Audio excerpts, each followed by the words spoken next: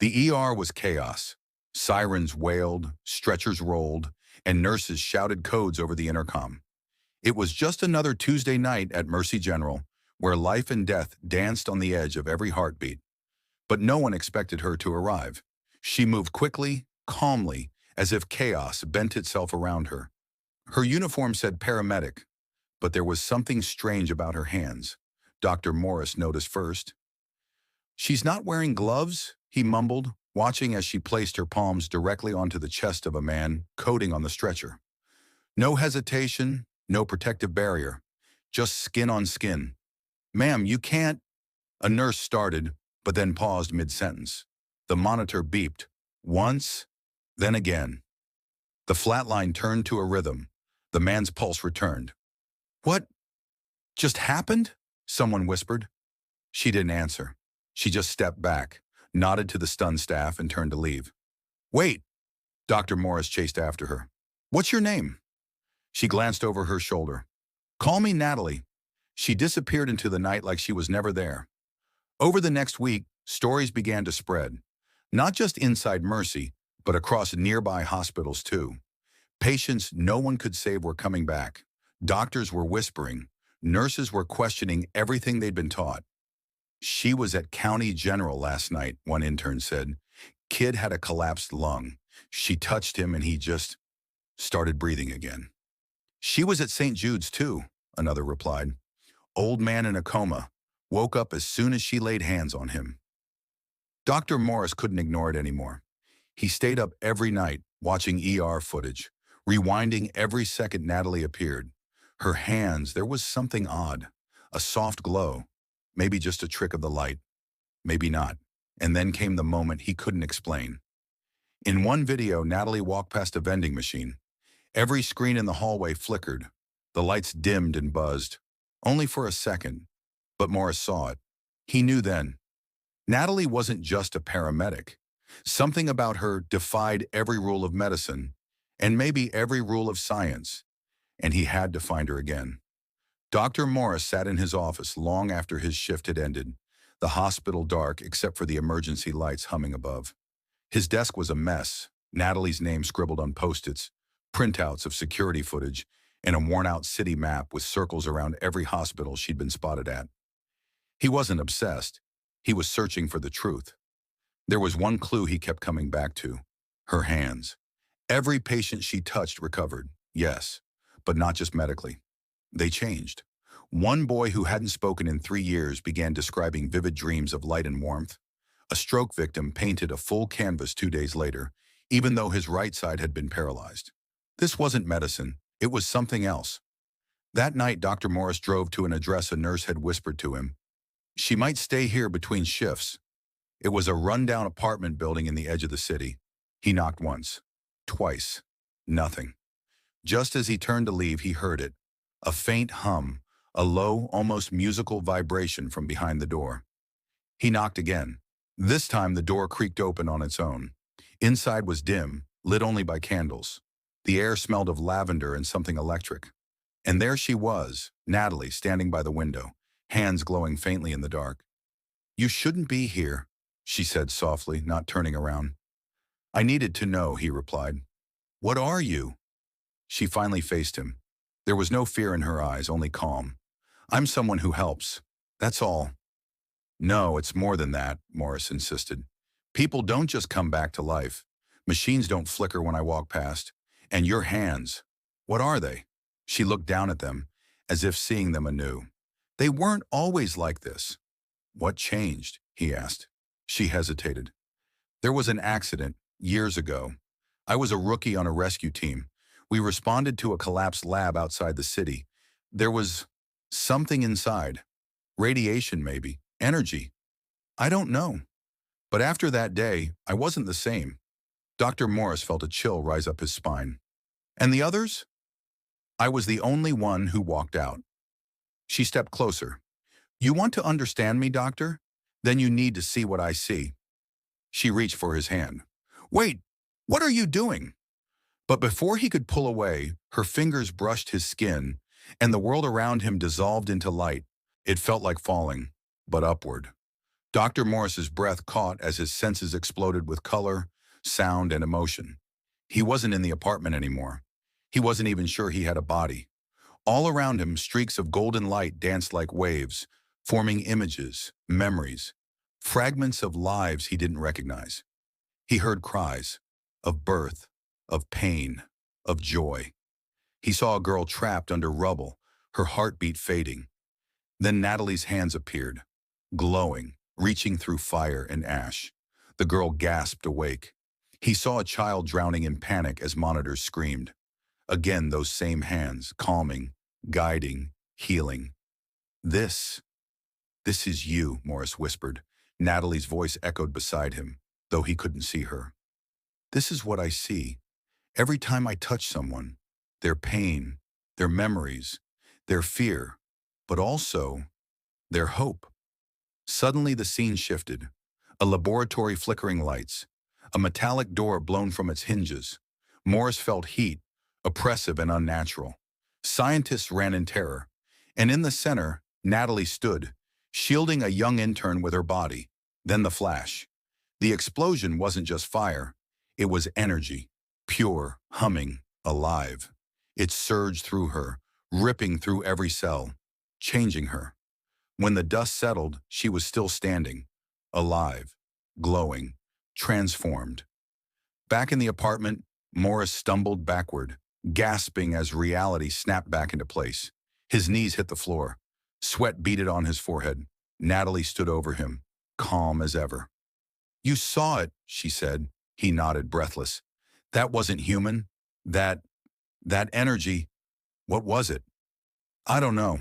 The lab was private, government contracted. Whatever they were working on wasn't meant to be touched. And now you carry it inside you," he whispered. "I didn't ask for this," she said, "but I can't ignore what I became. I can heal, but there's a cost." Morris looked up at her. "What cost?" She turned away, her voice lower now. "Every time I heal someone, I lose a piece of myself. Memory, time, emotion. That's why I don't stay long. That's why I keep moving." His heart pounded. "You're dying." "Not yet," she said, forcing a small smile. "But someday," Dr. Morris stood slowly. "Then we have to help you. Study it. Find a way to reverse." "No." Her eyes were firm. "If the government finds me, they won't study me. They'll lock me away." He realized the truth then. Natalie wasn't running from her past. She was running from the people who created her. Dr. Morris paced his office, hands trembling. What he'd seen, what Natalie had shown him, defied everything he knew. The human body, biology, even physics. And now he was part of it. He couldn't unsee it, couldn't forget. He looked at his phone. A message from an unknown number blinked on the screen.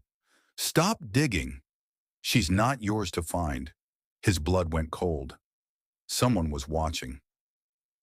Across town, Natalie sat on the rooftop of an abandoned parking garage, staring at the skyline. Her fingers pulsed faintly in the dark. She could feel him, Dr. Morris.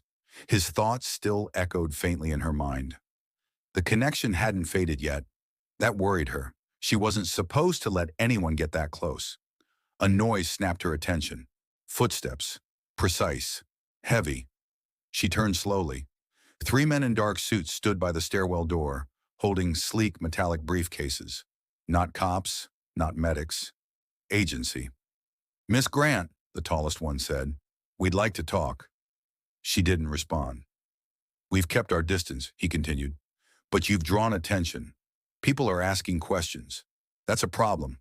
"I'm not going back," she said flatly. "You misunderstand. This isn't a request." She raised her hands, not in surrender, but defense. Light shimmered across her palms. The temperature around her seemed to rise. The air vibrated.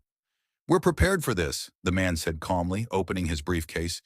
Inside was a small orb, black, pulsing faintly. It emitted a deep hum, the same kind Natalie remembered from the lab explosion. The moment it activated, her glow dimmed. Her knees buckled. She gasped. "You feel it?" he asked. "This device was made from the same material that altered you. Only this one neutralizes." She fought to stand, to push back, but her strength was fading fast. Then, crack, a sharp noise echoed from behind the agents. One fell, a tranq dart in his neck. The others turned too late. Dr. Morris emerged from the shadows, holding a stolen emergency rifle and a bag of med supplies slung over his shoulder. "Run!" he shouted. Natalie didn't hesitate. With one last burst of light, she knocked the device from the agent's hand, shattering it against the concrete. The glow returned to her eyes instantly. She grabbed Morris, and together they vanished into the night. They didn't speak until they reached his car. "You followed me," she said quietly. "You saved lives," he answered. "Now let's save yours." But in the rearview mirror, headlights appeared. Too close, too fast. They weren't safe yet. Tires screeched as Dr. Morris swerved down a narrow alley, trying to shake the black SUV behind them. The engine roared louder, headlights locked on them like a predator on prey. Natalie gripped the dashboard, her fingers flickering with unstable light. "They're not giving up," Morris muttered. Natalie looked back. "They can't. I'm the experiment that survived." "Any way you can." "Stop them?" She hesitated. "Not without hurting people." They burst onto a main road, weaving through traffic. Horns blared. The SUV followed, relentless. Just then, Natalie's eyes lit up. "Take the next right. There's a tunnel up ahead." Morris didn't question her. He turned sharply, tires screeching against the pavement. The tunnel was dim, under construction, empty and echoing. "Slow down," she said. Morris hit the brakes. "Why?" "Because they won't." Natalie opened the passenger door and stepped out as the SUV barreled into the tunnel entrance. She walked into its path, palms raised. Morris shouted, "Natalie, no!" But she stood still. The SUV didn't stop. Then, boom! Light erupted from her hands, blinding and electric. The vehicle froze mid-charge. Its engine stuttered. The entire tunnel seemed to pulse like a living thing. The SUV's power systems died, and it rolled to a silent stop, inches from her. The agents inside scrambled to recover, but it was too late. Natalie reached in through the driver's window and touched the lead agent's forehead. He collapsed instantly, unconscious, but unharmed. "They won't remember this," she said as Morris ran up beside her. "What did you just do?" "Erased only tonight. I don't like taking memories, but it's the only way to protect them. And us." Morris stared at her. "You're risking your life for people who are trying to capture you." "They're still people," she said quietly. He understood now. Natalie didn't just heal bodies. She carried pain, protected lives, even when it cost her more than anyone could see. But she was getting weaker. He saw it in her shoulders, the way she leaned slightly against the tunnel wall. Her light dimmed faster now, and it took longer to come back. "You can't keep doing this alone," he said. She looked at him, vulnerable for the first time. "I know, but I don't know who to trust." "You trusted me." There was silence between them. Finally, she nodded. "I need your help, Doctor." Morris, but not just to survive. She looked out at the end of the tunnel, her voice barely above a whisper.